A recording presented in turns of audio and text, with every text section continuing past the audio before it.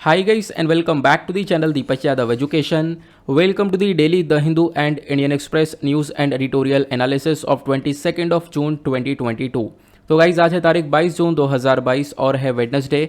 देखेंगे आज के द हिंदू और इंडियन एक्सप्रेस न्यूज़पेपर को, कंप्लीट न्यूज़पेपर्स को एनालाइज करेंगे। बट लेक्चर में आगे बढ़ने से पहले अगर आप लोग को इस लेक्चर का पीडीएफ चाहिए तो क्या करना है, सबसे पहले डाउनलोड करना है टेलीग्राम, देन उसके बाद जाके सर्च बॉक्स में टाइप करना है दीपक यादव एजुकेशन। जैसे ही आप टाइप करोगे इस प्रोफाइल से आपको एक पूरा का पूरा चैनल मिल जाएगा, वहाँ पे जाके कनेक्ट हो जाना और वहाँ से आप लोग इस लेक्चर के पीडीएफ को डाउनलोड कर सकते हो। साथ ही साथ अगर आप लोग मुझसे कनेक्ट होना चाहते हो तो अगेन इंस्टाग्राम पर जाकर दीपक यादव एजुकेशन टाइप करना और वहाँ पे आपको मेरी प्रोफाइल मिल जाएगी। कनेक्ट होकर आप अपनी सारी क्वेरीज को पूछ सकते हो। नाउ हमेशा की तरह हम लोग अपने लेक्चर को एक मैप के क्वेश्चन के साथ स्टार्ट करेंगे। तो आज आप सभी लोगों को मैप में जाकर देखना है अंबरनाथ रिवर को कहाँ पर है ये एग्जैक्टली लोकेटेड, अच्छे से मैप में देखना। देन उसके बाद आकर नीचे कमेंट सेक्शन में टाइप करना, जिससे कि आप लोग इसको लंबे समय तक याद रख पाओगे। अब आपको पता होगा हम लोग डेली बेसिस पर एक प्रीवियस ईयर क्वेश्चन को भी डिस्कस करते हैं, लेकिन आज नहीं करेंगे। तो आप कहोगे क्यों नहीं करेंगे? एक और क्वेश्चन होगा कि आज कैसा सा लेक्चर हो रहा है, आज ये पीपीटी क्यों क्रिएट करी है, न्यूज़पेपर कहाँ गया? तो चलो मैं आपको बताता हूँ हुआ क्या। मॉर्निंग से क्या हो रहा था, द हिंदू का जो ऑनलाइन एडिशन है वो पब्लिश ही नहीं हो पा रहा था। मैं 3:30 बजे से वेट कर रहा था, फिर उसके बाद 4:30 हुए, 5:30 हुए, इवन देन उसके बाद 6:30 बज गए, लेकिन ऑनलाइन एडिशन का कहीं से कहीं तक नाम और निशान नहीं था, वो पब्लिश ही नहीं हो रहा था। और इसके बारे में मैंने आपको टेलीग्राम पर भी इन्फॉर्म कर दिया था और मैंने उसका एक पिक्चर भी शेयर किया था। अब पता नहीं कुछ इशू होगा जिसकी वजह से अपलोड नहीं हो पाया। इसी वजह से आपने देखा होगा द हिंदू के जो भी एनालिसिस आते हैं प्रॉपरली, वहाँ पे आप कह सकते हो कि जो वीडियो है वो काफ़ी लेट हो चुका होगा, या फिर उन लोगों ने अभी तक वीडियो अपलोड भी नहीं किया होगा। तो इसी चक्कर में इस वाले चैनल का जो वीडियो है वो भी काफ़ी लेट हो गया है। अब हुआ क्या, जब इतनी देर हो रही थी तो मैंने सोचा यार चलो पीपीटीज क्रिएट कर लेते हैं, क्योंकि मैंने कुछ जुगाड़ वगैरह करके यहाँ के द हिंदू के एडिटोरियल तो निकाल ही लिए थे। तो एडिटोरियल वगैरह मेरे पास आ गए थे, तो मैं उस चीज़ को पढ़ रहा था। तो उसके बाद मैंने सोचा चलो यार पीपीटी वगैरह क्रिएट कर लेते हैं। तो यह है कि लेक्चर मिस नहीं होगा। अगर किसी दिन बीमार हो तो सही है यार कि आराम कर लो, लेकिन जब बीमार ना हो ना तो उसके बाद मन नहीं करता कि यार लेक्चर रिकॉर्ड ना करो, या फिर आप कह सकते हो नींद ही नहीं आती है। देन उसके बाद मैंने सोचा चलो यार पीपीटी क्रिएट कर लेते हैं। अब फाइनली यहाँ पर पीपीटी क्रिएट करी है और बिल्कुल लास्ट वक्त पर, मतलब बिल्कुल लास्ट जो मैंने पीपीटी तैयार की है, तो जैसे ही मैंने उसको तैयार किया, इसको मैंने पीडीएफ के अंदर कन्वर्ट किया, वैसे ही यहाँ पर द हिंदू का ऑनलाइन एडिशन पब्लिश हो गया। तो चलो कोई बात नहीं, यहाँ पर वैसे पब्लिश हो गया तो कोई इशू वाली बात नहीं है। अब यहाँ पे क्रिएट हो चुके हैं पीपीटीज़, तो आज हम लोग इन्हीं पीपीटीज़ के थ्रू डिस्कशन करने वाले हैं। फिलहाल आपको बहुत मज़ा आने वाला है, बहुत ज़्यादा इंटरेस्टिंग लेक्चर होने वाला है। इंडियन एक्सप्रेस के एक्सप्लेन सेक्शन के article, news article, plus the Hindu के न्यूज़ आर्टिकल, उसके बाद एडिटोरियल्स, साथ ही साथ टेक्स्ट और कॉन्टेक्स्ट, एवरीथिंग, सभी चीज़ मैं आप लोगों को इस वीडियो के अंदर कवर कर देने की पूरी कोशिश कर रहा हूँ पिछले कुछ टाइम से, और अभी भी यहाँ पर मैं आपके साथ में इस चीज़ को लेकर कोशिश कर रहा हूँ। तो जैसे ये वाला आर्टिकल आपको इंडियन एक्सप्रेस का एक्सप्लेन सेक्शन पर देखने को मिल जाता है। ये बात करता है बैनिंग सिंगल यूज़ प्लास्टिक के बारे में। तो सिंगल यूज़ प्लास्टिक को लेकर एक बहुत बड़ा इशू देखने को मिल रहा है। ये आर्टिकल क्यों चर्चा में, क्योंकि हुआ क्या, हमारी केंद्र सरकार ने, सेंटर ने यहाँ पर नोटिफिकेशन जारी कर दिया है कि आने वाला जो जुलाई है, तो अभी जुलाई आने वाली है, 1 जुलाई से क्या किया जाएगा, जो सिंगल यूज़ प्लास्टिक है इसको पूरी तरह से बैन कर दिया जाएगा। इसी वजह से पूरा आर्टिकल पब्लिश हुआ है। सिंगल यूज़ प्लास्टिक क्या होती है, प्लस यहाँ पे इन आइटम्स को क्यों बैन किया जा रहा है, उसके बाद में और कौन कौन से दूसरे देश हैं जो कि सिंगल यूज़ प्लास्टिक को लेकर स्टेप्स उठा रहे हैं, वो सारी चीज़ें यहाँ पे कवर की गई हैं। चलो एक एक करके देखते हैं। तो न्यूज़ क्या है, आप लोगों ने इसको समझ लिया। सेंटर ने यहाँ पर बोल दिया है कि भाई सिंगल यूज़ प्लास्टिक के जो भी आइटम्स हैं उनको 1 जुलाई 2022 से प्रॉपरली बैन कर दिया जाएगा। अब बैन किस प्रकार का होगा, तो चाहे वो मैन्युफैक्चरिंग हो, इंपोर्टिंग हो, स्टॉकिंग हो, डिस्ट्रीब्यूशन हो, सेल परचेज हो, कुछ भी हो, हर चीज़ के ऊपर रोक लगा दी जाएगी। ना आप उसको बना पाओगे, ना इंपोर्ट कर पाओगे, ना स्टोर कर पाओगे, ना डिस्ट्रीब्यूट कर पाओगे, ना खरीद बेच पाओगे। तो हर तरीके से सिंगल यूज़ प्लास्टिक के ऊपर बैन लगाया जाएगा। और उसके बाद यहाँ पर आप ये देख पाओगे, एक क्वेश्चन ये उठता है पहला दिमाग में, सिंगल यूज़ प्लास्टिक सर होती क्या है? नाम से ही पता चल रहा है सिंगल यूज़ प्लास्टिक एक ऐसी प्लास्टिक है जिसको हम लोगों ने एक बार यूज़ किया, देन उसके बाद उसको फेंक दिया। अब जब उसको फेंक देते हैं तो वो बहुत ज़्यादा डिज़ास्ट्रस हो जाती है ह्यूमन बींग्स के लिए भी, साथ ही साथ एनवायरनमेंट के लिए भी। तो प्लास्टिक देखो अपने आप में वैसे ही एक बहुत बड़ी प्रॉब्लम है, और सिंगल यूज़ प्लास्टिक तो बहुत ही बड़ी प्रॉब्लम है। तो ध्यान रखना, सिंगल यूज़ प्लास्टिक क्या है, जिसको हम लोग वन टाइम यूज़ करते हैं, उसके बाद यहाँ पर उसको थ्रो कर देते हैं। अब यहाँ पे बोला यह जाता है कि करेंट टाइम पर आज जब हम लोग जी रहे हैं, तो मतलब छोटे से छोटे सामान के अंदर भी सिंगल यूज़ प्लास्टिक का बहुत ज़्यादा यूज़ हुआ है। सिंगल यूज़ प्लास्टिक का एक सबसे बड़ा शेयर देखने को मिलेगा हर चीज़ में। यहाँ पे कुछ भी आइटम्स की पैकेजिंग चल रही है, ठीक है, छोटा से छोटा आइटम पैकेजिंग हो रहा है, उसके बाद कोई बॉटल, शैम्पू, डिटर्जेंट, कॉस्मेटिक्स के सामान, polythene bag, face mask, coffee cup, उसके बाद cling film, trash bag, food packaging और भी जितनी भी चीज़ें हैं, मैंने आपको बताया छोटी से बड़ी चीज़ें सभी के अंदर सिंगल यूज़ प्लास्टिक का इस्तेमाल हो रहा है। तो इसी वजह से इसके ऊपर अभी एक रोक लगाने के बारे में कोशिश की जा रही है।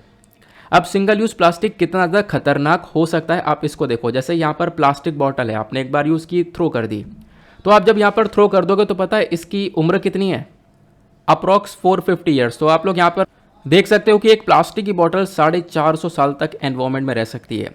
प्लास्टिक का बैग 20 ईयर्स तक, सिगरेट के जो फिल्टर्स होते हैं वो 10 ईयर्स तक। देन उसके बाद यहाँ पर जो स्ट्रॉ फॉर्म होती है, देन यहाँ पे आपके जो पाइप हो गए, जो स्ट्रॉस होते हैं, प्लास्टिक के स्ट्रॉ होते हैं, इसकी उम्र 200 साल तक देखने को मिलेगी। कॉफ़ी के कप्स की यहाँ पर जो उम्र है वो 30 ईयर्स तक है।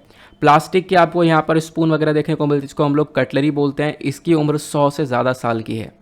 तो आप इमेजिन कर सकते हो कि हाँ, यहाँ पर ये कितना बड़ा कंसर्न है, इनकी लाइफ कितनी ज़्यादा आपको देखने को मिलती है। अगर यहाँ पे हमने इसको यूज़ किया और फेंक दिया तो ये क्या पड़ा रहेगा, एनवायरमेंट के अंदर पड़ा रहेगा। अब एनवायरमेंट के अंदर ये आप कह सकते हो इतने सालों तक पड़ा रहेगा, तो ऑब्वियस ही बात है बहुत सारे नुकसान ये पहुँचाता रहेगा। तो दुनिया भर में जितने भी प्लास्टिक्स बन रहे हैं उनका सबसे बड़ा हिस्सा सिंगल यूज़ प्लास्टिक के अंदर जाता है। तो सबसे ज़्यादा सिंगल यूज़ प्लास्टिक का प्रोडक्शन हो रहा है, न केवल इंडिया के अंदर, पूरे दुनिया के अंदर। ऐसा यहाँ पर ऑस्ट्रेलियन एक स्टडी बोलती है। अब उसके बाद यहाँ पर कुछ और इन्फॉर्मेशन दी जाती है। जो मेजॉरिटी ऑफ प्लास्टिक है उसको हम लोग क्या करते हैं, फेंक देते हैं। मतलब यहाँ पे बोला गया जो सिंगल यूज़ प्लास्टिक है, इसमें क्या होता है, प्लास्टिक को यूज़ किया और फेंक दिया। और हम 2019 का डेटा देखें तो लगभग 130 मिलियन मैट्रिक टन्स के आसपास ये पूरे दुनिया भर के अंदर इस प्लास्टिक को फेंका गया था। अब इसको फेंकने का मतलब यहाँ पर इसको कहीं पर जला दिया, कहीं पर हमने इसको डंप कर दिया, यानी कि गड्ढा खोद के ज़मीन में दफना दिया। तो कहीं ना कहीं एनवायरमेंट के अंदर ये टॉक्सिसिटी को फैला रहा है, टॉक्सिक गैसेस को यहाँ पर रिलीज़ कर रहा है, ठीक है ना। तो ये डायरेक्टली हमारे एनवायरमेंट को नुकसान पहुँचा रहा है, ये भी यहाँ पर इस आर्टिकल के अंदर मेंशन किया जाता है। देन इसके अलावा जैसा हम लोग डिस्कस कर ही रहे हैं कि एनवायरमेंट को बर्बाद करता है, क्योंकि ये जो प्लास्टिक्स हैं ये कहीं ना कहीं ग्रीन हाउस गैस एमिशन का कंट्रीब्यूटरी देखने को मिलती है। मतलब कि ग्रीन हाउस गैस को एमिट करती है हमारे एनवायरमेंट के अंदर। और एक प्रोजेक्शन, एक एस्टिमेशन ये है कि देखो जो ये सिंगल यूज़ प्लास्टिक है ये कहीं ना कहीं 2050 तक 5 से 10% तक ग्रीन हाउस गैस एमिशन करा करेगी। तो आप समझ सकते हो ये green house gas emission basically pollution के बारे में चर्चा की जा रही है, ठीक है ना। तो ये हमारे एनवायरमेंट के अंदर काफ़ी सारा पोल्यूशन पैदा कर सकता है। बाकी इंडिया के लिए क्या डेटा बताया गया, रिपोर्ट यहाँ पर यह बोलती है कि देखो इंडिया को जब हम लोग एक रैंकिंग तैयार करते हैं तो उसमें टॉप 100 कंट्रीज़ के अंदर रख रखा है जो कि सबसे ज़्यादा सिंगल यूज़ प्लास्टिक वेस्ट को जनरेट करता है। तो हमारी रैंक बेसिकली यहाँ पर 94 के आसपास देखने को मिल जाएगी। और इन 100 कंट्री में से टॉप 1 पर आपको देखने को मिलता है सिंगापुर, देन उसके बाद Australia, then Oman, then 94 number पर इंडिया है। मतलब ये दुनिया भर में टॉप 100 देश हैं जो कि सबसे ज़्यादा सिंगल यूज़ प्लास्टिक के वेस्ट को जनरेट करते हैं। और वो कितना खतरनाक हो सकता है ये हमने अभी डिस्कस किया। अब क्वेश्चन ये है कि इन्हीं प्लास्टिक को क्यों यहाँ पे फोकस में रखा जा रहा है, मतलब सिंगल यूज़ प्लास्टिक ही क्यों। देखो क्योंकि दिक्कत यहाँ पर यह है ना कि हर जगह पर छोटे से छोटा आइटम्स भी यहाँ पर सिंगल यूज़ प्लास्टिक से बना हुआ है। तो यहाँ पे बैन करना ज़रूरी है, क्योंकि यहाँ पर आप कह सकते हो कि जो प्लास्टिक है ये हमारे एनवायरमेंट के अंदर लंबे समय तक रह जाता है। जैसा हमने डिस्कशन किया, ये आप देख पाओगे इसकी उम्र कितनी कितनी होती है, तो लंबे समय तक ये हमारे एनवायरमेंट में रह जाता है। और इससे क्या होगा कि देखो ये प्लास्टिक को आपने एनवायरमेंट में फेंक दिया तो ये माइक्रो प्लास्टिक्स के अंदर कन्वर्ट हो जाती है, यानी कि छोटी छोटी प्लास्टिक्स के अंदर ये टूट जाता है कुछ इस प्रकार से। अब ये छोटी छोटी प्लास्टिक से क्या नुकसान होगा, ये आपको, मुझको, हम बहुत सारे लोगों को यहाँ पर नुकसान पहुँच सकता है। अगर आप लोग देखोगे तो फिशेस, यानी कि ये जो छोटी छोटी प्लास्टिक्स है हमारे एनवायरमेंट में पहुँचेगी, हमारे ओशंस में पहुँचेगी, वाटर में पहुँचेगी, रिवर में पहुँचेगी। तो इससे क्या हुआ, जो नदियों के अंदर, उस समुद्र के अंदर जो मछलियाँ आपको देखने को मिलती हैं वो इस प्लास्टिक्स को खाएंगी। अब उनके अंदर जब यहाँ पर ये प्लास्टिक पहुँचेगा तो आप कह सकते हो एट द लास्ट जो भी यहाँ पर फ़िश का कंजम्पशन कर रहा है उसके पेट में भी ये सारी चीज़ जाने वाली हैं। तो बेसिकली कहीं ना कहीं ये जो प्लास्टिक है उसका फूड चेन के अंदर एक एंट्री देखने को मिल जाती है। तो ये कंसर्न यहाँ पे बताया गया। इनफैक्ट ऐसा हम लोगों ने महाराष्ट्र को लेकर देखा है। महाराष्ट्र को लेकर एक स्टडी देखने को मिलती है जहाँ पे बोला गया कि हर 100 किलोग्राम यानी कि हर 100 ग्राम फिश के अंदर में हमने देखा है 80 पार्टिकल्स ऑफ माइक्रो प्लास्टिक के देखने को मिले हैं। तो आप इमेजिन कर सकते हो कि ऐसी स्टडीज़ भी पब्लिश हो हुई हैं जहाँ पे बहुत सारी मछलियों के अंदर इस प्रकार से छोटी छोटी प्लास्टिक्स पाई जा रही हैं। तो बेसिकली यहाँ पे बोला गया फूड सोर्स के अंदर एंटर कर सकते हैं, जैसे मैंने आपको बताया। अब फूड सोर्स के अंदर एंटर करने के बाद में जब उस फूड को इंसान खाएगा तो ह्यूमन बॉडी के अंदर एंटर कर सकती हैं, और ह्यूमन बॉडी के अंदर एंटर हुआ ये प्लास्टिक तो पूरी तरह से ह्यूमन बॉडी को भी डैमेज करेगा, ह्यूमन बॉडी के लिए एक्सट्रीमली हार्मफुल है। देन उसके बाद यहाँ पे बोला जाता है कि देखो जो सबसे बड़ा शेयर है सिंगल यूज़ प्लास्टिक का वो पैकेजिंग के अंदर इस्तेमाल हो रहा है। इनफैक्ट टूथपेस्ट से लेकर शेविंग क्रीम तक या फिर फ्रोज़न फूड्स तक जितनी भी चीज़ें हैं सभी चीज़ों के अंदर में सिर्फ और सिर्फ प्लास्टिक्स का ही यूज़ देखने को मिल रहा है। खासकर सिंगल यूज़ प्लास्टिक यूज़ करो और फेंको। तो इसी वजह से यहाँ पर ये एक सबसे बड़ा कंसर्न बना हुआ है। और इन्हीं चीज़ों को देखते हुए हमारी सरकार यहाँ पर बोलती है कि देखो इसके ऊपर हम लोग बैन लगा रहे हैं, 1 जुलाई से बैन लग जाएगा। और इस बैन को पूरी तरह से मॉनिटर कौन करेगा? मॉनिटर करने के लिए हमारे पास बॉडी है CPCB, that is central pollution control board. ध्यान रखना केंद्र सरकार लेवल पर ये CPCB है और स्टेट लेवल पर इसको हम लोग स्टेट पोल्यूशन कंट्रोल बोर्ड के नाम से जानते हैं। तो स्टेट पोल्यूशन कंट्रोल बोर्ड और CPCB दोनों मिलकर काम करेंगे। जो राज्य सरकार के पोल्यूशन कंट्रोल बोर्ड हैं वो यहाँ पे हर खबर देंगे किसको? हमारी सेंटर को, हमारी केंद्र सरकार को, कि प्लास्टिक को लेकर जो बैन लगाया गया है वो सही तरीके से काम कर रहा है या नहीं कर रहा है। तो वो सारी इन्फॉर्मेशन दी जाएंगी स्टेट के थ्रू सेंटर को। बाकी CPCB क्या है ध्यान रखना, एक इम्पॉर्टेंट फैक्ट आपके लिए तैयार हो जाएगा। Central pollution control board of India एक स्टैच्यूटरी ऑर्गेनाइजेशन है जो कि ministry of environment, forest and climate change के अंडर में आती है। इस बॉडी को एस्टेब्लिश किया गया था 1974 में under the water prevention and control of pollution act. तो बेसिकली यहाँ पर पोल्यूशन को कंट्रोल करने के लिए इस बॉडी को बनाया गया था और इसके नाम से ही वो प्रतीत भी होता है। बाकी एट द लास्ट आर्टिकल में मेंशन किया जाता है पेनल्टी के बारे में। मतलब कि मान लो कोई व्यक्ति इन चीज़ों का फिर भी उल्लंघन करता है, बैन लग चुका है, फिर भी यहाँ पर आप कह सकते हो इसका यूज़ हो रहा है, तो कहीं ना कहीं आप कह सकते हो उस व्यक्ति के ऊपर पेनल्टी लगेगी और इम्प्रिजनमेंट भी हो सकता है। अगर मान लो इस बैन को किसी ने वॉयलेट किया तो एनवायरमेंटल प्रोटेक्शन एक्ट 1986 के थ्रू उस व्यक्ति को इम्प्रिजमेंट यानी कि सज़ा हो सकती है और 5 साल तक की सज़ा हो सकती है, या फिर 1 लाख रुपए की पेनल्टी भी उसके ऊपर मारी जा सकती है, या फिर सज़ा के साथ साथ पेनल्टी, दोनों ही चीज़ें यहाँ पर उसके ऊपर चार्ज की जा सकती हैं। ठीक है ना? तो आप लोग इसके बारे में ध्यान रख सकते हो। या फिर जो भी वॉयलेटर होगा, जिसने भी इस एनवायरमेंट को लेकर, जो भी यहाँ पर हम लोगों ने प्लास्टिक को लेकर बैन लगाया है, इसका अगर किसी ने वॉयलेशन कर दिया तो यहाँ पर उससे जो भी नुकसान हुआ होगा एनवायरमेंट को अंदर, तो उस नुकसान की भरपाई भी उस व्यक्ति से करवाई जा सकती है जो कि यहाँ पर इस पूरे के पूरे लॉ को वॉयलेट कर रहा है। ठीक है ना? फिर उसके बाद यहाँ पे काफ़ी सारे म्यूनिसिपल लॉज भी आपको देखने को मिल जाएंगे प्लास्टिक वेस्ट के ऊपर में, जिनके अपने खुद के पेनल कोड्स आपको देखने को मिल जाएंगे। तो बेसिकली कहने का पर्पज़ यहाँ पर यह है, बहुत सारे लॉज, रूल्स एंड रेगुलेशंस हमारे पास देखने को मिलते हैं कि अगर कोई भी इंसान इसका वॉयलेशन करेगा तो डेफिनेटली उसके ऊपर पेनल्टी चार्ज की जा सकती है। अब क्वेश्चन ये आता है कि सिंगल यूज़ प्लास्टिक को लेकर दूसरी कंट्रीज़ किस प्रकार से डील करती हैं। तो यहाँ पे एक रिजोल्यूशन देखने को मिलेगा। साल 2022 में लगभग 124 कंट्रीज़ ने यहाँ पर हिस्सा बने थे ये लोग यूनाइटेड नेशन एनवायरनमेंट असेंबली का, जहाँ पे इंडिया भी था, और इन्होंने एक रिजोल्यूशन को साइन किया कि हम लोग जो भी प्लास्टिक है उसके प्रोडक्शन से लेकर डिस्पोजल तक उसको पूरी तरह से एड्रेस करेंगे, उसका ध्यान रखेंगे। यानी एक तरफ से प्लास्टिक प्रोड्यूस हुआ, उसका यूज़ हुआ, वो ख़त्म हुआ, उसको कैसे हमें डिस्पोज करना है, एनवायरनमेंट से ख़त्म करना है, उन चीज़ों का ध्यान रखा जाएगा। तो इन सब चीज़ों को ध्यान रखने के लिए 124 कंट्रीज़ ने मिलकर इस रिजोल्यूशन को साइन किया था। लेकिन अभी हम लोग जुलाई 2019 तक के डेटा को देखें तो लगभग 68 कंट्रीज़ आपको देखने को मिल जाएंगी जिन्होंने प्लास्टिक बैग्स के ऊपर पूरी तरह से बैन लगा दिया है। उसके अलावा कुछ और देश हैं, जैसे कि यहाँ पे बांग्लादेश है। बांग्लादेश पहला देश बनता है जिसने प्लास्टिक बैग्स के ऊपर बैन लगाया था। पहला देश क्यों बनता है? क्योंकि इसने ये काम साल 2002 में कर दिया। देन उसके बाद सेकेंड नंबर पर न्यूजीलैंड आता है। न्यूजीलैंड एक लेटेस्ट कंट्री है जिसने प्लास्टिक बैग्स के ऊपर बैन लगाया साल 2019 में, जुलाई के मंथ में। फिर यहाँ पे चाइना ने, यहाँ पे आप कह सकते हो, प्लास्टिक बैग्स को बैन किया 2020 के अंदर। देन यूएस आता है, यूएस ने भी यहाँ पे प्लास्टिक बैग्स को बैन किया। यूएस के अंदर भी काफ़ी लंबे समय से इसको लेकर चर्चा चल रही थी, ठीक है ना। तो आई होप आप लोग को यहाँ पे सब कुछ अच्छे से समझ में आ चुका है। अब यूपीएससी ने साल 2019 में इसी से संबंधित एक क्वेश्चन पूछा था, why they is there a great concern about the microbeads. Microbeads क्या होते हैं? देखो, small solid manufactured plastic particles होते हैं, यानी कि छोटे छोटे प्लास्टिक पार्टिकल्स आपको माइक्रोबीट्स देखने को मिलते हैं। अब माइक्रोबीट्स एनवायरमेंट के अंदर रिलीज हो जाएंगे, अगर एनवायरमेंट में ये होंगे तो इससे क्या नुकसान हो सकता है? पहला स्टेटमेंट, ये हमारे मैरीन इकोसिस्टम के लिए, यानी समुद्र के अंदर जो जानवर है उसके लिए खतरा बन सकते हैं, या स्किन कैंसर का एक कारण बन सकते हैं, या हमारे क्रॉप प्लांट्स हमारी फसलों को डैमेज कर सकते हैं, या फूड के अंदर यानी खाने के अंदर मिलावट की जा सकती है। तो आराम से अभी हम लोगों ने डिस्कशन किया था कि देखो, मैरीन जो इकोसिस्टम है, जो हमारा पूरा का पूरा समुद्र का एरिया देखने को मिलेगा, ठीक है, तो उसके लिए काफ़ी हद तक खतरनाक ये माइक्रोप्लास्टिक माना जाता है। तो इसका करेक्ट आंसर पहला देखने को मिल जाएगा, ठीक है। तो 2019 का ये क्वेश्चन था, क्लियर हुआ। आगे आते हैं।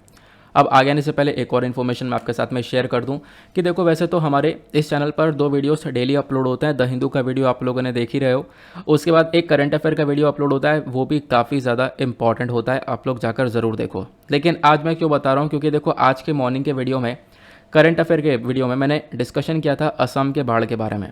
देखो, बिल्कुल असम के अंदर जो सिचुएशन है वो काफ़ी हद तक गंभीर सिचुएशन देखने को मिल रही है। बहुत ज़्यादा लोग परेशान हैं असम के अंदर में, मतलब कई हज़ार गांव पूरी तरह से मतलब डूब चुके हैं। इतनी दर्द भरी इमेजेस निकल कर आ रही हैं गूगल पर कि आप लोग भी देखोगे कि वाकई में किस प्रकार से लोग जो हैं वो परेशान हो रहे हैं। तो आप लोगों से विनती, आप भी प्रे करो असम के लिए, क्योंकि काफ़ी सारे असम के लोगों से मेरी बात हुई, उनसे मैंने कांटेक्ट किया, ठीक है। काफ़ी सारे लोग मेरे साथ इंस्टाग्राम पे जुड़े हुए हैं, तो उनके थ्रू कांटेक्ट हुआ, तो वो भी यहाँ पर मेंशन करते हैं कि काफ़ी सारे लोग रिलीफ कैंप से निकल कर आए हैं। तो मतलब सिचुएशन यार वाकई काफ़ी बुरी है। तो आपको भी यहाँ पे प्रे करना है असम के लिए कि जल्दी से हम लोग चाहें कि सब कुछ ठीक हो जाए, जो लोग हैं, जो भी परेशानी हो रही है लोगों को, वो यहाँ पर रिजॉल्व हो जाए। नाउ नेक्स्ट आर्टिकल पर आते हैं। अब आपकी स्क्रीन पर क्या हो रहा है? स्क्रीन पर हो रहा है ये लाइटनिंग। तो आपने जो थंबनेल देखा है कि बिजली क्यों धरती से टकराती है, तो चलो समझते हैं इसको हम लोग, क्यों टकराती है, इसके पीछे का कारण। अब आप कहोगे ऐसा मतलब कुछ पब्लिश वगैरह हुआ है क्या? बिल्कुल, इंडियन एक्सप्रेस के अंदर एक आर्टिकल एक्सप्लेन सेक्शन पर आप लोग देख पाओगे, हाउ लाइटनिंग किल्स, यानी कि जो ये बिजली है कैसे लोगों की जान लेती है। आखिरकार ये क्यों चर्चा में आया? क्योंकि 17 लोगों की जान गई है बिहार के अंदर में सिर्फ और सिर्फ इस लाइटनिंग की वजह से। और ऐसा नहीं है कि 17 लोगों की जान गई है, हर साल बहुत सारे लोगों की जान जाती है। यहाँ पे 2019 से लेकर 2022 तक का डेटा दिया गया है। यहाँ पे बोला गया कि लगभग मयूरभंज, क्योंझर, फिर उसके बाद पुरुलिया, ये कुछ एरियाज़ आपको देखने को मिल जाते हैं, कुछ डिस्ट्रिक्ट्स आपको देखने को मिल जाते हैं जहाँ पर बिहार के अंदर सबसे ज़्यादा बिजली कड़कने की सिचुएशन देखने को मिलती है, बिजली गिरने की सिचुएशन देखने को मिलती है। तो ये आर्टिकल लाइव मिनट के अंदर भी पब्लिश हुआ है कि बिहार की न्यूज़ है, 17 लोगों की जान गई है इस लाइटनिंग की वजह से, इस बिजली कड़ने की वजह से। समझते हैं आखिरकार यहाँ पर ये लाइटनिंग स्ट्राइक होती कैसे, क्योंकि आपके लिए इंपॉर्टेंट है। और फिर वीडियो में बने रहना, क्योंकि एक इंटरेस्टिंग चीज़ डिस्कस करनी है। मैं आपको बताऊँगा दुनिया में कौन सी ऐसी जगह है जहाँ पे सबसे ज़्यादा बिजली गिरती है, मतलब मिनट के अंदर यहाँ पे कई सौ बिजलियाँ गिर जाती हैं। मैं आपको उसके बारे में बताऊँगा आगे डिटेल से, तो थोड़ी देर वेट करना, ठीक है ना। पहले हम लोग बात करते हैं हाउ लाइटनिंग स्ट्राइक्स, कैसे यहाँ पर ये बिजली टकराती है। देखो, यहाँ पे बोला जाता है ये मतलब काफ़ी तेज़ी से पूरा का पूरा मेथड होता है। यहाँ पे जब हम लोग बात करते हैं बिजली टकराने की, तो बिजली जो टकराती है उसमें 3 तरीके के देखने को मिलते हैं, एक इंटर क्लाउड, एक इंट्रा क्लाउड और साथ ही साथ क्लाउड टू ग्राउंड। सब कुछ डिटेल से डिस्कस करेंगे, लेकिन पहले आप लोग इस इमेज को देखो। और इस इमेज को देखने से भी पहले यहाँ पर आपको कुछ और देखना होगा। एक सेकेंड रुक जाओ यार, मैंने कोई खाली नहीं रखा कोई भी स्पेस, एक सेकेंड रुको। मैंने एग्जाम्पल के तौर पर समझते हैं। मान लो यहाँ पर यह है हमारा समुद्र, यानी ये हमारा वाटर हो गया, ये क्या हो गया? सी हो गया। अब आप ये देखोगे क्या हो रहा है, इक्वेटर पर सी है। अब इधर क्या हो रहा है कि सन की जो किरणें हैं वो यहाँ पर सी पर पड़ रही हैं। इक्वेटर पर तो बहुत तेज़ी से गर्मी देखने को मिलती है। अब क्या हुआ, सन की किरणें यहाँ पे पड़ी, तो इससे यहाँ पे क्या देखने को मिलेगा, जो पानी है वो गर्म होने लगेगा, ठीक है। अब पानी गर्म होने लगेगा तो यहाँ से क्या होगा, यहाँ से होगा इवेपोरेशन, ठीक है। जो भाप है वो यहाँ पर उठेगी। अब भाप उठेगी तो आपको पता है जैसे जैसे ऊपर जाएंगे ऊपर, वैसे ही वेदर यहाँ पर हमारा ठंडा होता हुआ चले जाएगा, टेम्परेचर कम होता हुआ चले जाएगा, भाप ऊपर उठेगी उठेगी उठेगी और यहाँ पे जो है क्लाउड्स का फॉर्मेशन होगा, यानी कि बादल बनेंगे। और इनफैक्ट यहाँ पे हमारे पास एक डेटा है, वो डेटा क्या है मैं आपको लेकर चलता हूँ। वो डेटा ये बोलता है कि जैसे जैसे हम लोग ऊपर चलते रहते हैं हमारा टेम्परेचर कम होता रहता है। ऑब्वियस ही बात है, हमारी इस वाले हिस्से से सरफेस से जब आप लोग ऊपर 10 से 12 किलोमीटर चलाओगे हाइट पर तो आपको बादल देखने को मिल जाते हैं ऊपर, ठीक है, क्लाउड्स देखने को मिल जाते हैं। अब 10 से 12 टेम्परेचर पर जाओगे, मतलब ऊपर किलोमीटर हाइट पर जाओगे, 10 से किलोमीटर ऊपर जब ऊंचाई पर चलते रहोगे तो टेम्परेचर डाउन होता रहेगा, -35 -45 डिग्री सेल्सियस तक ये टेम्परेचर पहुंच जाएगा। तो जो इवेपोरेशन हो रहा है, जो पानी है भाप बनकर ऊपर उड़ रहा है, तो आप तो ये कहोगे कि ऊपर जाके बर्फ़ बन जाता होगा। बिल्कुल ऐसा ही है कि हाँ, ऊपर जाके वो बर्फ़ बन जाता है। तो आप लोग यहाँ पे बादल देखते हो ना, एग्जैक्टली वो बेसिकली क्या है, वो है आइस, यानी बर्फ़ है जो कि आसमान में तैर रही है, ठीक है ना। इतना आपको यहाँ पे ध्यान रखना है। अब होता क्या है, इन्हीं क्लाउड्स के अंदर जब ये बना ऊपर गया है ना, तो इन्हीं के अंदर कुछ यहाँ पर आप कह सकते हो चेंजेस होते हैं जिसकी वजह से ये बिजली बनती हुई नज़र आती है। वो कैसे, इसको थोड़ा सा हम लोग समझते हैं। तो आपने तो इतना समझ लिया पहले कि हाँ, हम लोग अगर 10 से 12 किलोमीटर की ऊंचाई पर ऊपर जाते हैं तो टेम्परेचर काफ़ी कम हो जाएगा, -35 से -45 डिग्री पहुंचेगा। और जो वो हमारी जो भाप उड़कर गई है ऊपर, वो एक क्या करेगी, वो बेसिकली यहाँ पर क्लाउड फॉर्मेशन कर लेगी। वो क्या बना देगी, वो बेसिकली ऊपर जाके आइस क्रिस्टल बन जाएगी, हवा बन जाएगी। तो ये प्रोसेस चलता है। अब जब यहाँ पर नीचे से समुद्र से जब यहाँ पर बादल उठे, मतलब नीचे से बन रहे हैं बादल और ऊपर बादल ऑलरेडी बन चुके हैं। अब जब नीचे से ऊपर जाते हैं, ऊपर से नीचे आते हैं, ऊपर से नीचे नहीं है, मतलब ऊपर इकट्ठे होते रहते हैं और फिर नीचे से ऊपर भी जाते रहते हैं। तो जब यहाँ पर ऊपर जाते हैं, बनते हैं, तो इसमें से यहाँ पर आप कह सकते हो एक एनर्जी रिलीज़ होती है। एनर्जी रिलीज़ होती है, हमारे जो इलेक्ट्रॉन्स हैं वो आपको यहाँ पर फ्लो होते हुए नज़र आएंगे, इलेक्ट्रॉन्स यहाँ पर रिलीज़ होते हुए नज़र आएंगे।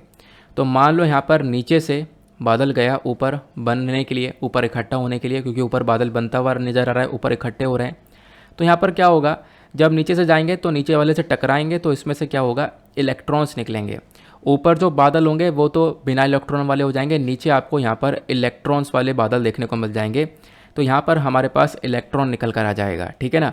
अब ये सारी बातें कहाँ पे लिखी हैं, वो आपको ये देखने को मिल जाएगा कि हाँ, वाटर वेपर यानी कि पानी भाप बनकर उड़ेगा, ऊपर क्लाउड बन जाएगा, क्योंकि ऊपर जाते हैं तो टेम्परेचर बिलो, मतलब टेम्परेचर डाउन होने लगता है। तो यहाँ पर वो एक तरीके से आइस क्रिस्टल के अंदर, यानी कि छोटे छोटे बर्फ़ के अंदर बन जाएगा। अब यहाँ पर क्या होता है, जो छोटे छोटे आइस क्रिस्टल्स हैं वो यहाँ पर जब ऊपर मूव होने लगते हैं, ठीक है, यानी कि जो छोटा छोटा बादल है वो तो ऊपर बन जाने लगेगा और बड़े बड़े हैवी जो बादल होते हैं वो नीचे आने लगते हैं, क्योंकि वो हैवी है, थोड़ा साइज़ ज़्यादा बड़ा हो जाता है तो वो नीचे आने लगते हैं। तो बड़े वाले नीचे आए और छोटे वाले ऊपर जा रहे हैं, ठीक है। यानी कि ध्यान रखना, फिर से सुनना, बड़े वाले जब बादल यहाँ पे जो बड़े साइज़ के हो गए वो नीचे आने लगते हैं, छोटे साइज़ के यहाँ पर ऊपर जाने लगते हैं। ये लिखा हुआ है, smaller ice crystals move upward while large one comes down. अब जब बड़े वाले नीचे आते हैं, छोटे वाले ऊपर जाते हैं, तो इससे क्या होता है, कोलिजन यानी कि टकराव होता है। अब जब ये आपस में टकराते हैं तो इससे क्या होता है, इलेक्ट्रॉन्स रिलीज़ होते हैं।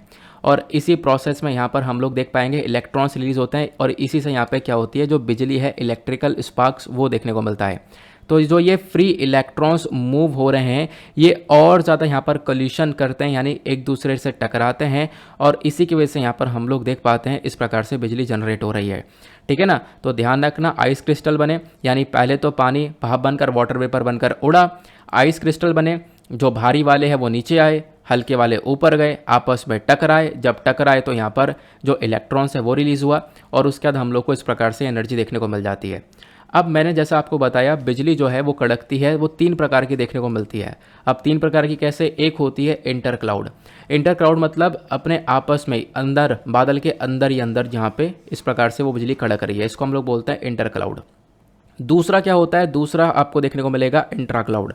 अब इसमें क्या होता है, इसमें यहाँ पर आप कह सकते हो कि एक बादल से दूसरे बादल तक ये बिजली जाती है, ठीक है। यहाँ पे आप देख पाओगे एक बादल से दूसरे बादल पर, जैसे आप लोग ये देख पाओगे यहाँ पे एक दूसरे में इलेक्ट्रॉन रिलीज हो रहे हैं, एक बादल से दूसरे बादल पर यहाँ पर ये जो बिजली है वो चलती रहती है, क्योंकि इलेक्ट्रॉन का फ्लो जो है वो चल रहा है, दोनों जगह पर बादल बन रहे हैं तो इलेक्ट्रॉन का फ्लो हो रहा है, और इससे यहाँ पर आप कह सकते हो ये जो बिजली है वो एक क्लाउड से दूसरे क्लाउड में देखने को मिल जाती है। ये हमारा हो गया इंट्रा क्लाउड।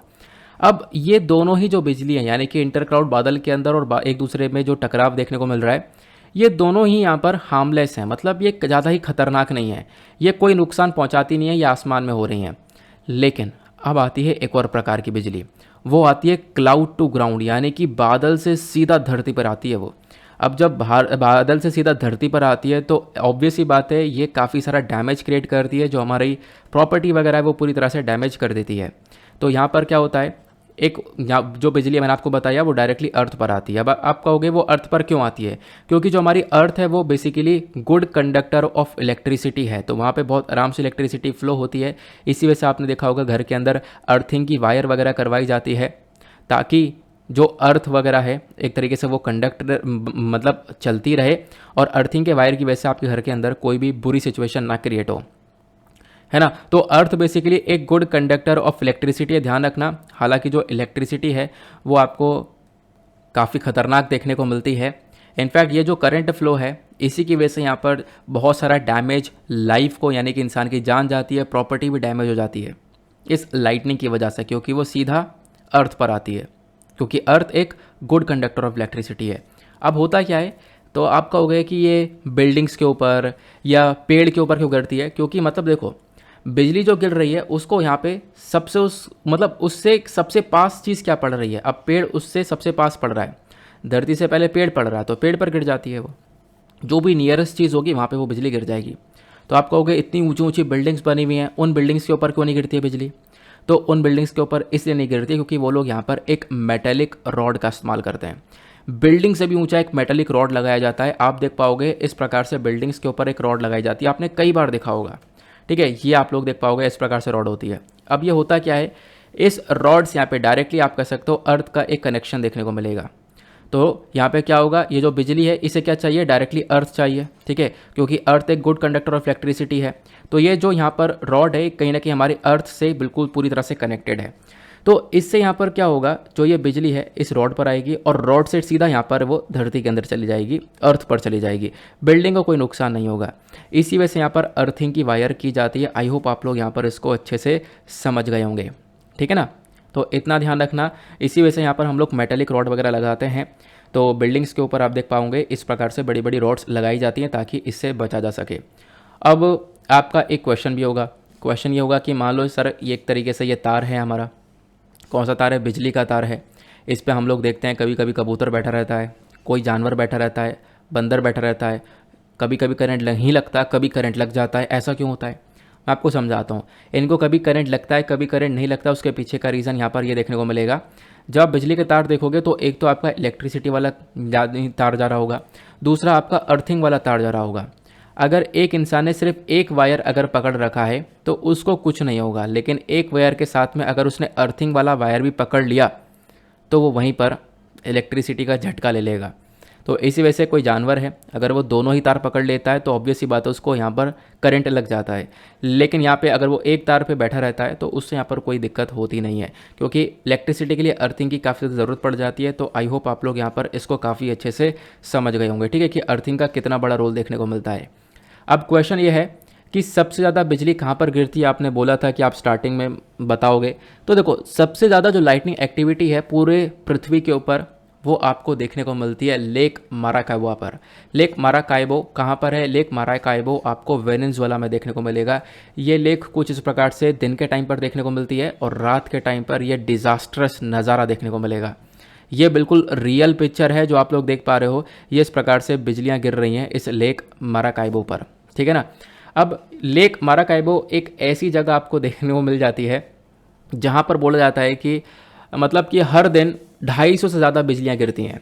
और अक्टूबर का महीना, पिछले साल अक्टूबर का महीना ऐसा महीना था, और जनरली हम लोग अक्टूबर में देखते भी ऐसा है कि हर मिनट में 28 बार बिजली गिरती है। तो आप समझ सकते हो कि लेक माराकाइबो का क्या यहाँ पर सिचुएशन होता होगा। तो रात में कुछ इस प्रकार से आपको ये नज़ारा देखने को मिल जाता है लेक माराकाइबो का। आपसे क्वेश्चन यहाँ पर बन सकता है, ये कहाँ पर स्थित है, ये वेनेजुएला के अंदर स्थित है, ठीक है ना, ध्यान रखना। बाकी अभी यहाँ पर देखो बिजली जो इतनी ज़्यादा गिर रही है इंडिया के अंदर में या फिर कहीं पर भी गिर रही है, ये कुछ मतलब एक्टिविटी ना बढ़ती जा रही है। उसके पीछे का कारण क्या है? उसके पीछे का कारण आपको क्लाइमेट चेंज भी देखने को मिल जाएगा। अब आप कहोगे क्लाइमेट चेंज कैसे कारण है? मैंने अभी आपको क्या बताया, सब कुछ स्टार्ट हो रहा है समुद्र से। समुद्र गर्म हुआ, पानी ऊपर बहा, यहाँ पे एक हैवी क्लाउड होगा, एक आपको लाइटर क्लाउड देखने को मिलेगा, आपस में टकराएंगे, तो उसके बाद ये प्रोसेस देखने को मिलता है। तो यहाँ पे सब कुछ स्टार्ट कहाँ से हो रहा है? समुद्र से। अब क्लाइमेट चेंज से क्या हो रहा है? गर्मी बढ़ रही है। अब गर्मी और ज़्यादा बढ़ेगी तो उससे क्या होगा? समुद्र और तेज़ी से गर्म होगा, और तेज़ी से यहाँ पर वाटर वेपर उठेंगे, और ऊपर जो फॉर्मेशन है बहुत तेज से होगा। तो ये भी यहाँ पर क्लाइमेट चेंज का भी एक बहुत बड़ा कॉन्ट्रीब्यूशन देखने को मिल रहा है। फिर उसके बाद इंडिया के अंदर जो लाइटनिंग स्ट्राइक्स हैं वो काफ़ी बढ़ चुकी हैं।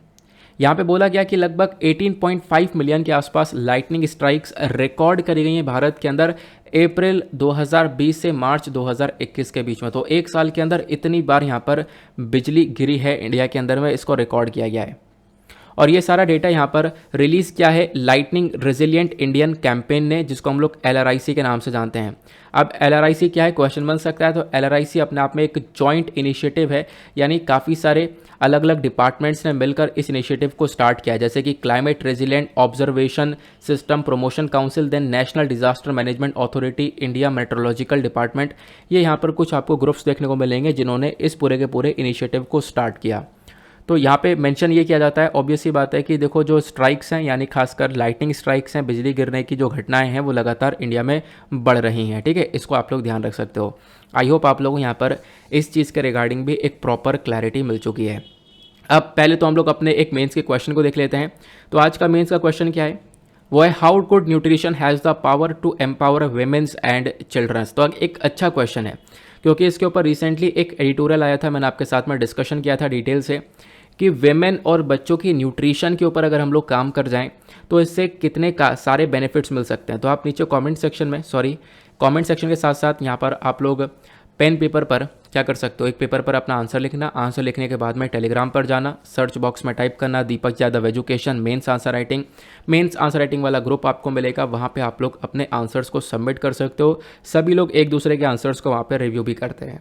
तो यहाँ पर सिंपल सी चीज़ है, ध्यान रखना, आंसर बहुत अच्छा सा आप लोग आराम से लिख सकते हो कि गुड न्यूट्रिशन, एक अच्छा जो न्यूट्रिशन, एक अच्छा पोषण कैसे वेमेन और चिल्ड्रन को आगे डेवलप कर सकता है।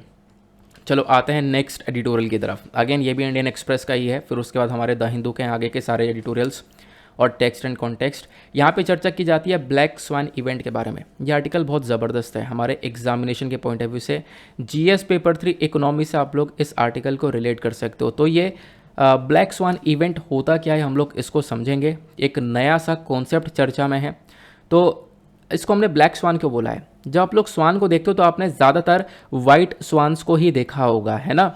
तो वाइट स्वान के बीच में यहाँ पर एक लौता ब्लैक स्वान देखने को मिलेगा, मतलब बेसिकली एक ये रेयर है। रेयर मतलब बहुत कम ही से ये देखने को मिलता है। तो ब्लैक स्वान इवेंट भी एक ऐसा इवेंट है जो कि बहुत ही कम देखने को मिलता है। Rarest of the rarest situation आपको ये देखने को मिलती है। तो ये चर्चा में क्यों आया?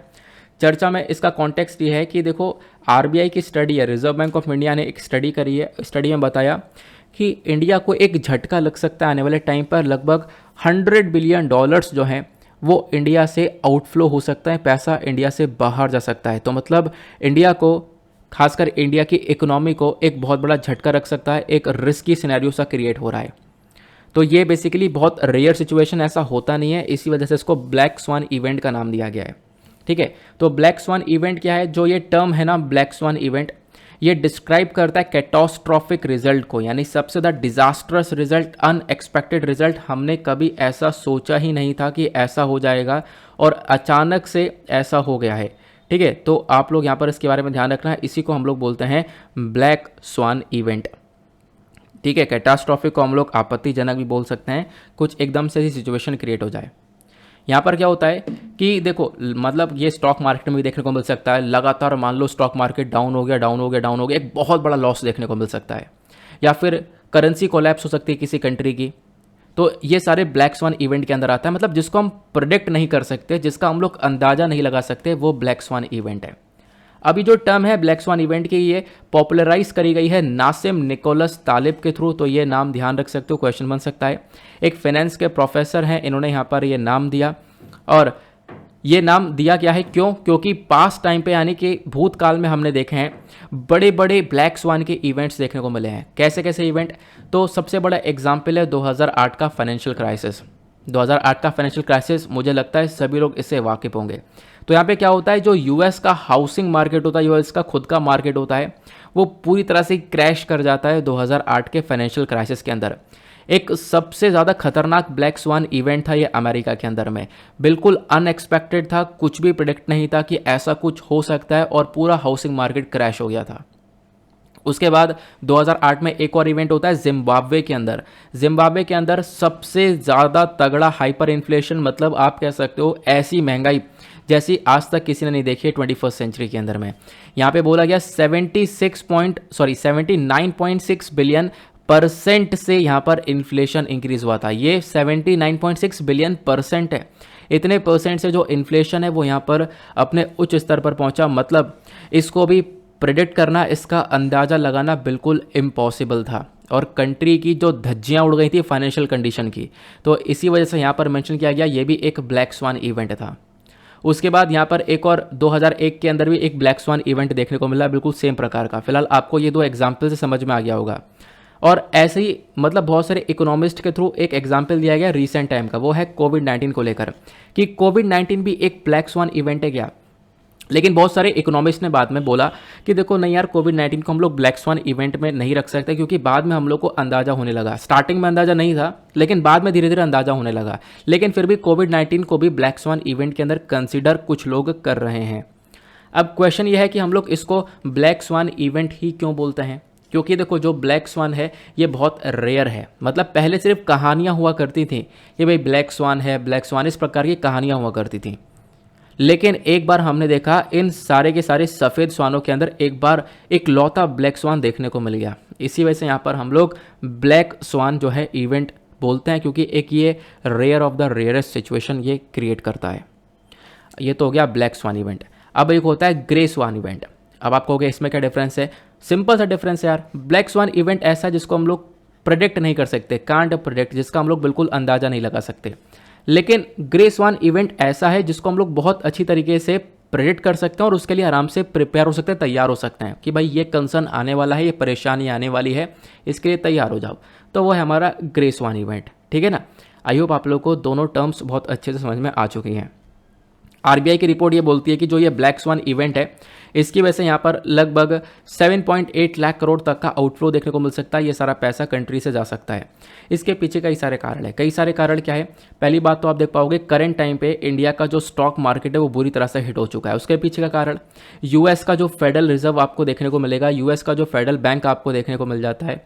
जैसे हमारा आरबीआई है सेंट्रल बैंक, वैसे यूएस का सेंट्रल बैंक फेडरल रिजर्व है। तो यहाँ पे क्या हुआ, यूएस के फेडरल रिजर्व ने अभी मॉनेटरी पॉलिसीज़ को टाइट कर दिया, अपना यहाँ पर इंटरेस्ट रेट वगैरह को बढ़ा दिया, जिसकी वजह से जो लोग हैं वहाँ के जिन्होंने इंडिया में पैसा इन्वेस्ट कर रखा था वो सब इंडिया से पैसा निकाल रहे हैं। तो इंडिया से बहुत सारा पैसा निकल रहा है। तो इंडिया को मार्केट को संभालने के लिए अपने खुद के फॉरेक्स रिजर्व से पैसा डालना पड़ रहा है मार्केट के अंदर में। तो पूरा मार्केट हिल चुका है आज के टाइम पर इंडिया का। तो वही सिचुएशन यहाँ पे बोली जा रही है कि भाई कहीं ना कहीं ये हमें ब्लैक स्वान वाला इवेंट देखने को मिल सकता है। तो आई होप आप लोगों को क्लैरिटी मिल चुकी है what is black swan and what is grey swan event. चलो आगे आते हैं नेक्स्ट एडिटोरियल की तरफ।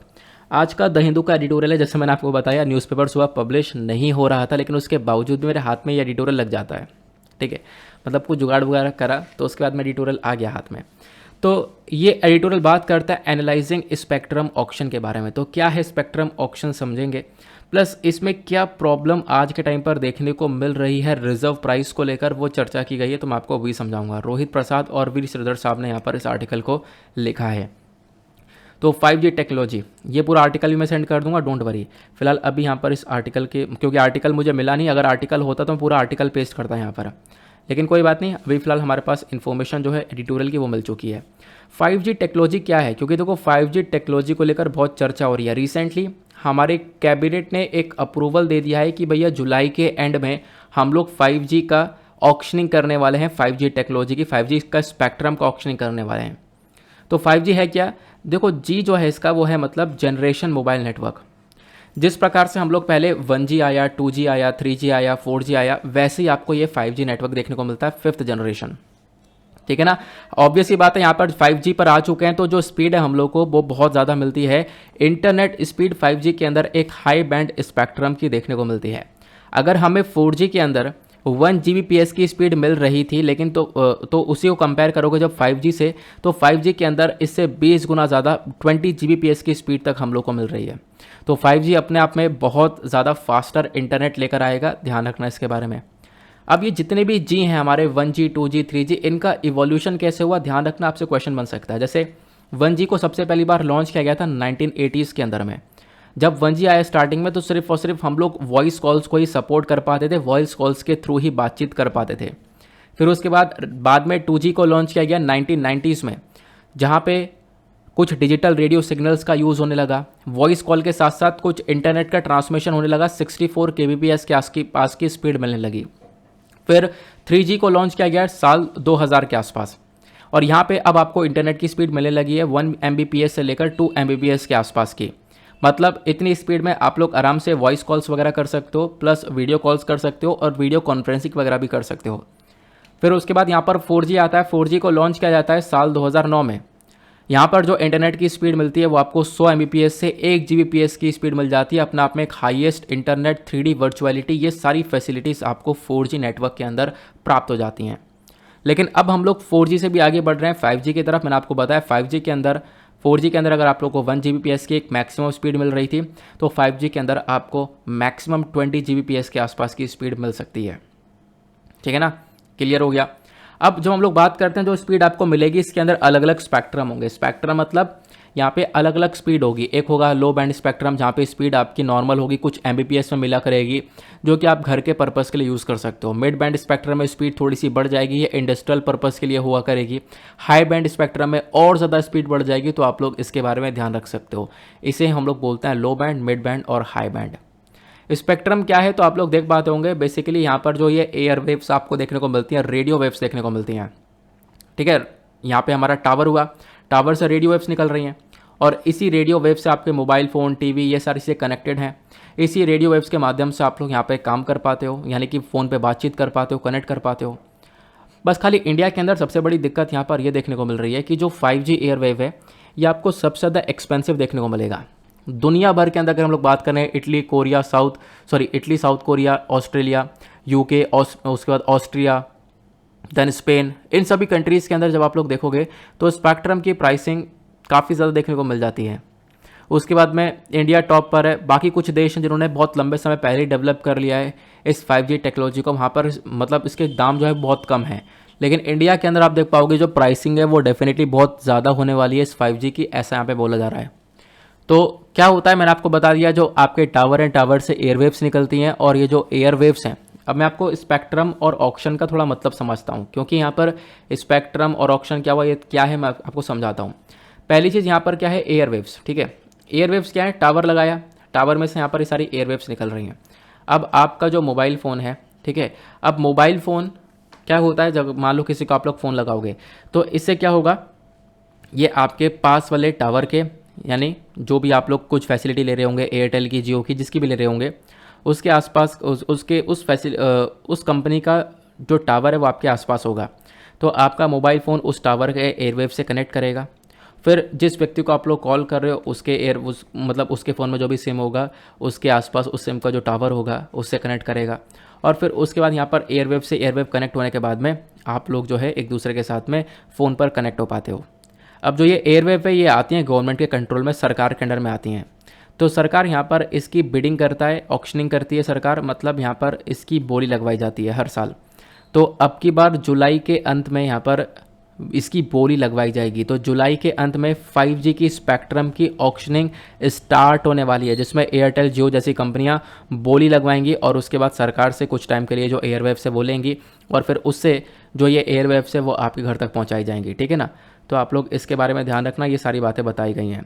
उसके साथ साथ ऑथर यहाँ पर एक चीज़ और बोलते हैं कि भैया एयरवेव्स के अंदर कुछ प्रॉब्लम्स देखने को मिल रही हैं। वो प्रॉब्लम्स क्या क्या हैं वो यहाँ पर ये मेंशन करते हैं। जैसे कि इन्होंने ये बोला कि देखो जो रिज़र्व प्राइस है वो बहुत ज़्यादा है।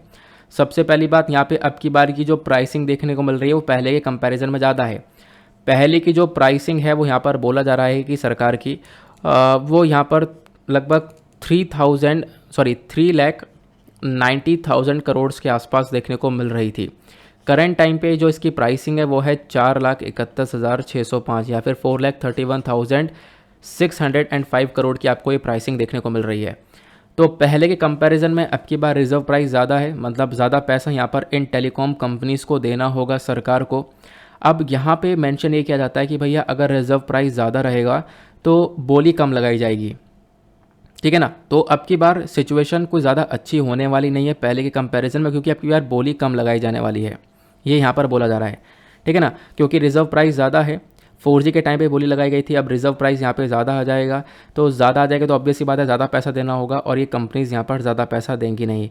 और हम लोग एक्सपेक्ट क्या कर सकते हैं, एक्सपेक्ट यही कर सकते हैं अब की बार बोली कम लगाई जाएगी। उसके पीछे कारण ये भी है, जब देखो 2016 में जब यहाँ पे बोली लगवाई गई थी, 2016 में जब ऑक्शनिंग हुई थी, तो उस समय पता है लगभग 11 कंपनीज़ थी, यानी कि आप कह सकते हो 11 टेलीकॉम कंपनीज़ थी जो कि यहाँ पर बोली लगाकर उन्होंने इन एयरवेव्स को लिया। लेकिन करंट टाइम पे आप देख पाओगे बहुत कम कंपनीज़ है, लगभग 2 से 3 ही आपको ये टेलीकॉम, इनफैक्ट 2 ही कंपनीज़ आपको देखने को मिलती हैं।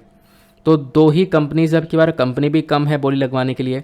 तो यही यहाँ पर एनालिसिस शो करता है कि भैया अब की बार का स्पेक्ट्रम जो है उसकी जो बोली है उसके अंदर काफ़ी बड़ी गिरावट हम लोग को देखने को मिल सकती है, ठीक है ना। तो आई होप आप लोग यहाँ पर इस चीज़ के रिगार्डिंग एक क्लैरिटी मिल चुकी है। सॉरी 2016 के आसपास मैंने आपको बताया 7 के आसपास कंपनीज़ देखने को मिलती थी, लेकिन अभी करंट टाइम पर 3 कंपनीज़ हैं, तो इस वजह से आपकी यार बोली के अंदर काफ़ी सारी गिरावटें देखने को मिल सकती है, वो यहाँ पर मेंशन किया जाता है। आगे आते हैं नेक्स्ट एडिटोरियल की तरफ। अगला एडिटोरियल बात करता है a new standard for artificial intelligence ethics. तो आर्टिफिशियल इंटेलिजेंस क्या है, उसकी प्रॉब्लम्स क्या क्या है, वो यहाँ पर ऑथर ने मेंशन करी है। ये यहाँ पर इन दोनों ने मिलकर इस आर्टिकल को लिखा है, जैसा आप लोग देख सकते हो। तो चलो इसको भी डिस्कस करते हैं। बात करते हैं सबसे पहली चीज़ आर्टिफिशियल इंटेलिजेंस है क्या। देखो आर्टिफिशियल इंटेलिजेंस की जब हम लोग चर्चा करते हैं तो बेसिकली यहाँ पर हम लोग मशीन की तरफ आगे काफ़ी बढ़ चुके हैं। जो एक्शन ऑफ मशीन्स हैं वो काफ़ी हद तक यूज़ किया जा रहा है। इसके अंदर आपको बड़ी बड़ी टेक्नोलॉजीज़ देखने को मिलती हैं, जैसे machine learning, pattern recognition. In fact current time पे क्या है, आपके फ़ोन के अंदर फेशियल रिकग्निशन की फैसिलिटी दे रखी है। आपका जो फेस है उसको देखने के बाद में जो है वो अनलॉक करेगा, है ना। इस प्रकार की चीज़ें आपको देखने को मिल जाती हैं। तो ये चीज़ें जो हैं ये कहीं ना कहीं आर्टिफिशियल इंटेलिजेंस की चीज़ें आप लोग को देखने को मिलती हैं। तो जो आर्टिफिशियल इंटेलिजेंस है वो करंट टाइम में काफ़ी बढ़ चुका है। हम लोग खासकर टेक्नोलॉजी के मामले में बहुत आगे निकल चुके हैं और इसी में ना बहुत सारी प्रॉब्लम्स देखने को मिलती हैं, बहुत सारे इश्यूज़ क्रिएट होते हैं। अब इश्यूज़ को डिस्कस करने से पहले जो भी ऑथर ने बोले हैं उसको समझने से पहले हमें समझना होगा कि आर्टिफिशियल इंटेलिजेंस का इवोल्यूशन कैसे होता है। तो यहाँ पे बोला गया 1956 की बात है। एक अमेरिकन कंप्यूटर साइंटिस्ट हैं जिनका नाम है जॉन मैकार्थी। तो इन्होंने यहाँ पर एक कॉन्फ्रेंस को ऑर्गेनाइज किया था। उस कॉन्फ्रेंस का नाम है डार्टमाउथ। तो इस कॉन्फ्रेंस को ऑर्गेनाइज किया गया जहाँ पर आर्टिफिशियल इंटेलिजेंस को सबसे पहली बार अडॉप्ट किया गया था। तो 1956 में यहाँ पर आर्टिफिशियल इंटेलिजेंस के बारे में चर्चा की गई। फिर उसके बाद में धीरे धीरे यहाँ पर हम लोग इसी टेक्नोलॉजी के मामले में आगे बढ़ते हुए चले गए। तो आर्टिफिशियल जो टेक्निक है वो तो करंट टाइम पर हमारे लाइफ का एक हिस्सा बन चुकी है। हर तरीके की टेक्नोलॉजी हम लोग इस्तेमाल कर रहे हैं। एप्पल के अंदर सीरी जो है, ठीक है, जहाँ पे आप लोग सीरी से काफ़ी सारे क्वेश्चनिंग कर लेते हो, वो आर्टिफिशियल इंटेलिजेंस है। आज के टाइम पर सेल्फ ड्राइविंग कार्स आ रही हैं, टेस्ला की कार आ रही है, ऑटोमेटिक ड्राइविंग कार्स आ रही हैं। तो आर्टिफिशियल इंटेलिजेंस जो है वो लगातार तेज़ी से ग्रो होता हुआ नज़र आ रहा है। तो करंट टाइम पर जो स्टार्टिंग हुई थी वहाँ से तो हम लोग बहुत आगे निकल चुके हैं। अब हम लोग बात करते हैं इंडिया और आर्टिफिशियल इंटेलिजेंस का क्या कनेक्शन हम लोग को देखने को मिलता है। तो कनाडा बेस्ड कंपनी की रिपोर्ट है ग्लोबल आर्टिफिशियल इंटेलिजेंस रिपोर्ट 2019। इस रिपोर्ट के अकॉर्डिंग अगर हम लोग बात करें तो इंडिया भी बेसिकली एक अच्छी खासी पोजीशन पर आ रहा है, लगभग 9th पोजीशन पर है आर्टिफिशियल इंटेलिजेंस स्पेशलिस्ट के मामले में। जो टॉपर कंट्री हैं वो यूएस, चाइना, यूके जैसी देखने को मिली है, लेकिन इंडिया जो है आर्टिफिशियल इंटेलिजेंस के मामले में 9th पोजीशन पर आ रहा है। उसके बाद यहाँ पर मेंशन किया जाता है कि इंडिया करंट टाइम पे काफ़ी सारा वर्क भी कर रहा है। जैसे कि हम लोगों ने सीबीएसई के अंदर भी आर्टिफिशियल इंटेलिजेंस नाम का एक इलेक्टिव सब्जेक्ट रख दिया है। उसके बाद यहाँ पर आईआईटी हैदराबाद ने एक फुल फ्लैज बैचलर्स यानी कि जो बीटेक है, बैचलर्स ऑफ टेक्नोलॉजी प्रोग्राम है, आर्टिफिशियल इंटेलिजेंस के अंदर स्पेशली उसको रख दिया है। फिर उसके बाद ट्रिपल आईटी हैदराबाद ने यहाँ पर एक और एजुकेशनल इंस्टीट्यूट के अंदर यहाँ पे आप कह सकते हो इस आर्टिफिशियल इंटेलिजेंस के प्रोग्राम को स्टार्ट कर दिया है। तो आर्टिफिशियल इंटेलिजेंस को लेकर लगातार यहाँ पे इंस्टीट्यूट्स के अंदर, स्कूल्स के अंदर यहाँ पे काम किया जा रहा है, उसको पढ़ाया जा रहा है। अब उसके बाद मेंशन ये किया जाता है कि देखो इसको इतनी वैल्यू इसलिए मिल रही है क्योंकि यहाँ पर एक अंदाज़ा ये है कि इंडिया की जीडीपी के अंदर, इंडिया की इकोनॉमी के अंदर आर्टिफिशियल इंटेलिजेंस एक बहुत बड़ा कंट्रीब्यूशन कर सकता है।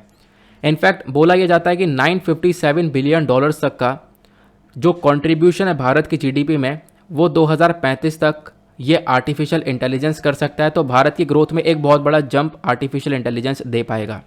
बाकी इसके बेनिफिट्स के बारे में हम लोग जब चर्चा करते हैं तो देखो बहुत सारे बेनिफिट हैं। आर्टिफिशियल इंटेलिजेंस के माध्यम से हमारे पास सीसीटीवी कैमरे, बहुत सारी चीज़ें आई है। इससे हम लोग क्या कर सकते हैं, यहाँ पर आप कह सकते हो लोगों के ऊपर निगरानी रख सकते हैं। प्लस यहाँ पे आप कह सकते हो कि जो क्राइम वगैरह है उसके ऊपर पूरी तरह से नज़र रखी जा सकती है। फिर एग्रीकल्चर के अंदर बहुत अच्छी तरीके से आर्टिफिशियल इंटेलिजेंस का इस्तेमाल हो रहा है, ठीक है। फिर उसके बाद यहाँ पर आप देख पाओगे करेंट टाइम पे आर्टिफिशियल इंटेलिजेंस का जो इस्तेमाल है वो आपके मोबाइल डिवाइसेस के अंदर, वेदर प्रेडिक्शन के अंदर, वीडियो इमेजेस एनालिसिस, सभी चीज़ के अंदर आर्टिफिशियल इंटेलिजेंस यानी कि ये जो टेक्नोलॉजी है वो हम लोग को देखने को मिल रही है।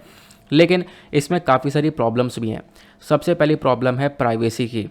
अब आर्टिफिशियल जितनी टेक्नोलॉजी बढ़ेगी उतना ही प्राइवेसी का सबसे बड़ा कंसर्न बनेगा, यानी कि आपका जो डेटा है वो कहीं ना कहीं खतरे में देखने को मिलता है। और ऐसे ही हम लोग फेसबुक के साथ भी देखते हैं। आपने कभी देखा होगा अपने फ़ोन में आप अलग अलग ऐप्स चला रहे होंगे, आपने मान लो कोई चीज़ अमेज़न के ऊपर सर्च कर ली है, काफ़ी देर तक आप सर्च कर रहे हो कि मान लो आपने ये शर्ट सर्च करी, 3-4 बार सर्च कर लिया आपने, यार मुझे पसंद आ रही है, फिर मन नहीं करा खरीदने का, फिर पसंद आ रही है, फिर आपने देखा, फिर नहीं करा मन, अब छोड़ो यार खरीद नहीं रहे। लेकिन जब आप लोग फेसबुक पे अचानक से गए तो वही शर्ट, मतलब बिल्कुल सेम शर्ट का एडवर्टीजमेंट आपके फेसबुक पर आ रहा है। इंस्टाग्राम पर गए तो इंस्टाग्राम पर आ रहा है। हर जगह पर आप लोग जा रहे हो, मतलब जो चीज़ आप अपने मोबाइल के अंदर सर्च कर रहे हो वो हर एक ऐप के अंदर दिखाई जा रही है, क्योंकि आपको जो आपकी एक्टिविटीज़ हैं वो बेसिकली पूरी तरह से नोटिस की जा रही हैं। सिचुएशन यहाँ तक है कि आप लोग मान लो किसी दूसरे व्यक्ति के साथ बातचीत कर रहे हो, चैटिंग कर रहे हो, यार मुझे यार लैपटॉप खरीदना है, ठीक है, आप लैपटॉप खरीदना है, वो भी कह रहा है यार ठीक है लैपटॉप, तो आपकी चैटिंग जो है वगैरह वो सब कुछ देख ली जाती है। अब उसमें से कीवर्ड्स को निकाला जाता है, जैसे कि लैपटॉप। अब लैपटॉप का एडवर्टीजमेंट आपको बार बार दिखाया जा रहा है क्योंकि आप लोग लैपटॉप के बारे में चर्चा कर रहे हो, लैपटॉप के बारे में सर्च कर रहे हो। तो यही यहाँ पर इसी चीज़ से तो पैसा कमा रही हैं कंपनीज, क्योंकि इन कंपनी के पास में एडवर्टीजमेंट आता है और ये इस प्रकार से आपको एडवर्टीजमेंट शो करती हैं। प्राइवेसी का एक बहुत बड़ा इशू है।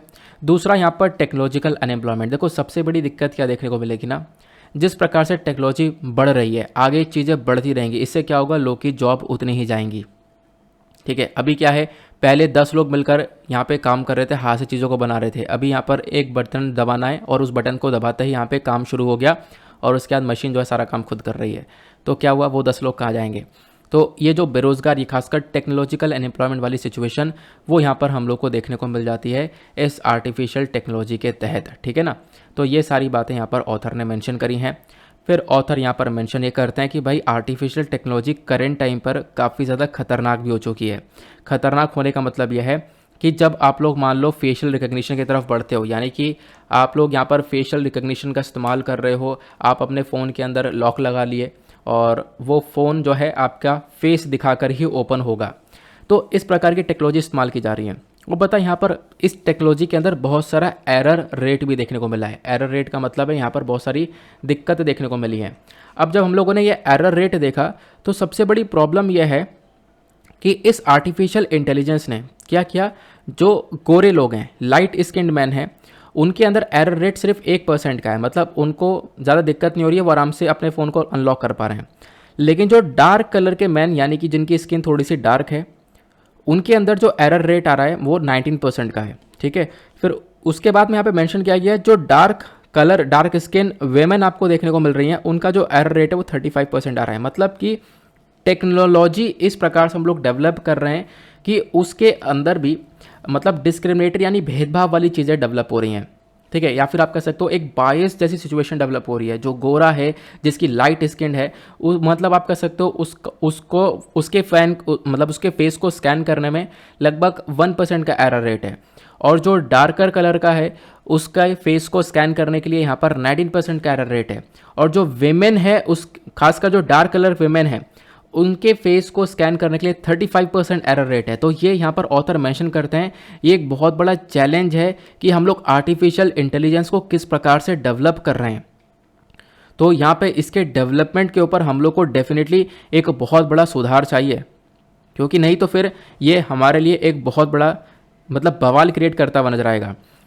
फिर यहाँ पे ऑथर रिकमेंडेशन यही देते हैं कि भाई हमें ज़रूरत है कि हम लोग इस डेटा के ऊपर थोड़ा कंट्रोल करें, और जो ये जिस प्रकार से इन्फॉर्मेशन डाली जा रही है इस टेक्नोलॉजी के अंदर में, जो कि मतलब ये भेदभाव कर रहा है, डिस्क्रिमिनेशन कर रहा है, उस चीज़ को पूरी तरह से अभी के अभी रोकना होगा। नहीं तो कहीं ना कहीं ये इंसान के लिए बहुत ज़्यादा खतरनाक प्रोडक्ट तैयार हो जाएगा। ये हम लोग यहाँ पर मेंशन करते हैं। तो आई होप आप लोगों को ये सारी बातें अच्छे से समझ में आ चुकी हैं जो भी यहाँ पर ऑथर ने इस आर्टिफिशियल इंटेलिजेंस को लेकर बताई हैं। नेक्स्ट एडिटोरियल पर आते हैं। तो अगला एडिटोरियल बात करता है द जुडिशियल वैलिडिटी ऑफ तलाक ए हसन मोड ऑफ डाइवोर्स। अब बेसिकली ये जो एडिटोरियल है ये टेक्स्ट एंड कॉन्टेक्स्ट का है, तो ये भी काफ़ी ज़्यादा इंपॉर्टेंट है। इसको भी चलो हम लोग जल्दी से डिस्कस कर लेते हैं। आखिरी आर्टिकल है, आराम से चर्चा करने वाले हैं। तो हुआ क्या है, देखो इशू यह है, एक पेटिशन फाइल किया गया है बेनाजिर हिना के थ्रू। बेनाजिर हिना यहाँ पर एक विमेन है गाज़ियाबाद की। तो इन्होंने यहाँ पर एक पिटीशन फाइल किया। इन्होंने बोला कि देखो मेरे हस्बैंड ने मुझे डाइवोर्स दे दिया है। अब ये जो डाइवोर्स है यह है तलाक ए हसन का डाइवोर्स। तो इनका कहना यह है कि देखो ये बिल्कुल अनकॉन्स्टिट्यूशनल है, असंवैधानिक है, और मुझे इंसाफ चाहिए। मेरे जो आर्टिकल 14, 15, 21, 25 है, जो भी मेरे फंडामेंटल राइट्स हैं, मूल अधिकार हैं, वो सारे के सारे राइट्स वॉयलेट हो रहे हैं, ऐसा यहाँ पे बोला गया। उनके पास राइट टू लाइफ का है, बहुत सारे अधिकार हैं, वो सब यहाँ पे वॉयलेट हो रहे हैं, और इस वाले यानी कि जो तलाक हसन है इसको यहाँ पर हटा देना चाहिए। तो जैसे कि आपने देखा होगा ट्रिपल तलाक का मुद्दा उठा था, है ना, 3 बार तलाक बोलने के बाद में तलाक हो जाता था। तो उस ट्रिपल तलाक के मुद्दे को यहाँ पर रिसेंटली जो है सुप्रीम कोर्ट ने ख़त्म किया, इसके जो भी यहाँ पर इश्यूज़ थे। बट अभी यहाँ पर एक और तलाक की चर्चा हो रही है, वो यहाँ पर है तलाक ए हसन। अब ये जो तलाक है वो आपको अलग अलग तरीके के देखने को मिलते हैं, मैं आपको उसके बारे में बताऊंगा, डोंट वरी, ठीक है। तो तलाक ए हसन के बारे में जब हम लोग चर्चा करते हैं तो अभी बहुत सारी मुस्लिम कंट्रीज़ के अंदर इसको वैलिड माना जाता है। हालांकि ट्रिपल तलाक बहुत सारी कंट्रीज़ में वैलिड नहीं माना जाता था, बहुत सारी कंट्रीज़ ने बैन कर दिया था, लेकिन जो तलाक ए हसन है जिसको यहाँ पे चैलेंज किया जा रहा है, ये अभी भी बहुत सारे देशों में वैलिड है। जैसे कि यहाँ पर Syria, Jordan, Kuwait, Iraq, Malaysia, इन सब कंट्रीज़ में यहाँ पर ये जो यहाँ पर बहुत सारी मुस्लिम कंट्रीज़ में अभी भी वैलिड आपको ये देखने को मिलता है, ठीक है। मतलब जितनी मुस्लिम कंट्रीज है सभी जगह पर ये वैलिड है। बाकी यहाँ पर कुछ कंट्रीज़ ऐसी हैं जहाँ पे ट्रिपल तलाक वैलिड नहीं है। ये ट्रिपल तलाक की बात हो रही है। अब ये है ना यार, हुआ क्या रहा है ना, ये मुझे सिचुएशन ये जो है यहाँ पर सही से इन्फॉर्मेशन दिख नहीं रही है। क्यों नहीं दिख रही है? क्योंकि मेरा स्क्रीन रिकॉर्डर चल रहा है, यहाँ पर स्क्रीन रिकॉर्डर चल रहा है, इसी वजह से यहाँ पर कुछ दिखाई नहीं पड़ रहा है। ये सिर्फ टाइम आ रहा है कि अब यहाँ पर 57, 24 सेकंड हो गए, 57 मिनट 25, 26 सेकंड हो रहे हैं, तो वो सिर्फ टाइम दिखा रहा है, इस वजह से मुझे दिख नहीं रहा है। 1 सेकंड रुक जाओ, मैं इसको क्लियर करता हूँ। 1 मिनट मैं इसको ऊपर करता हूँ, फिर उसके बाद यहाँ पे समझते हैं।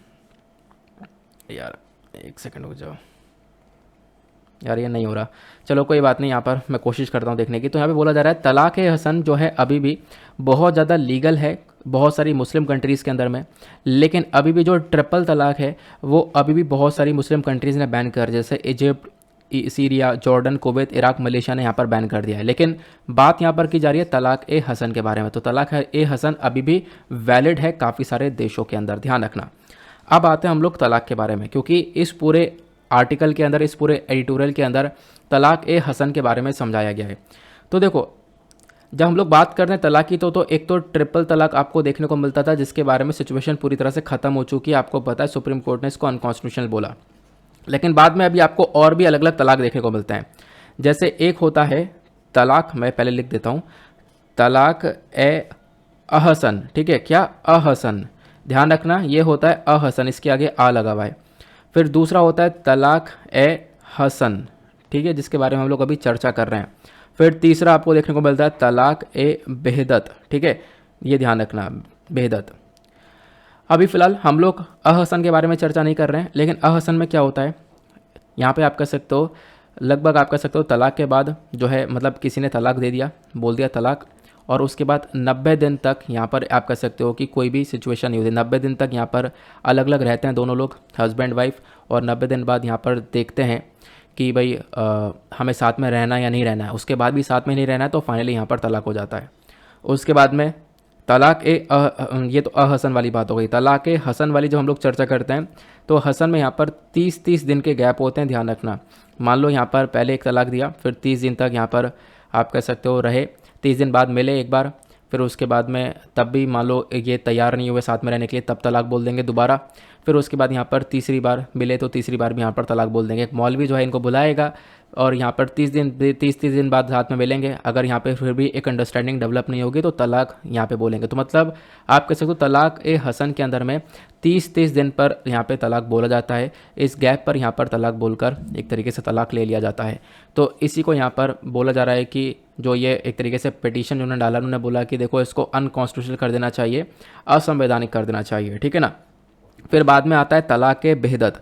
तलाक ए बेहदत के अंदर आपको इंस्टेंट ट्रिपल तलाक देखने को मिलता है, यानी कि तुरंत ट्रिपल तलाक यहाँ पर देखने को मिलेगा। तलाक तलाक तलाक और तलाक हो जाता है, ठीक है। तो आई होप आप लोगों ने यहाँ पर इसको काफ़ी अच्छे से समझ लिया है कि आखिरकार ये क्या देखने को मिलता है, ठीक है ना। तो क्लैरिटी मिल चुकी है। तो एक पिटीशन फाइल किया गया बेनज़ीर हिना के थ्रू कि भाई यहाँ पर जो इनके हस्बैंड के थ्रू जो ये तलाक ए हसन दिया गया है ये बिल्कुल अनकॉन्स्टिट्यूशनल है, इनके बहुत सारे राइट्स का वोलेशन हो रहा है। तो इसको यहाँ पर मतलब इन महिला को एक इंसाफ मिलना चाहिए, ठीक है ना।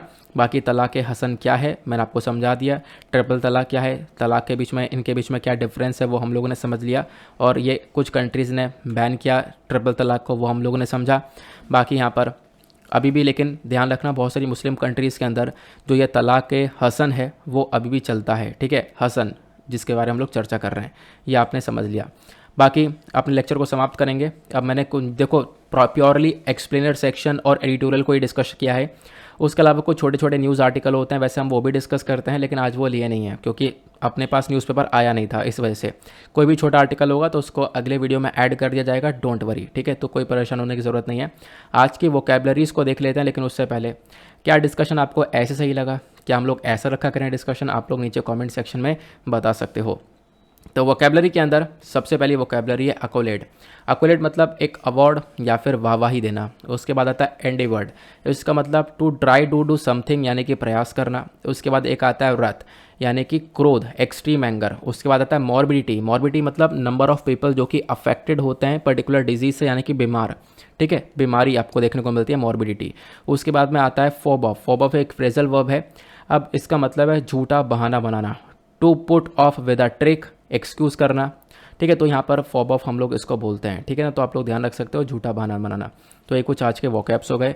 नाउ इसी के साथ करते हैं हम लोग अपने लेक्चर को समाप्त। वीडियो पे जो लाइक का बटन है उसको दबा देना, मैं आप लोगों से कहना भूल गया हूँ। नाउ मिलते हैं आप लोगों से अगले वीडियो में। आज के लिए bye bye, have a nice day, thank you and जय हिंद।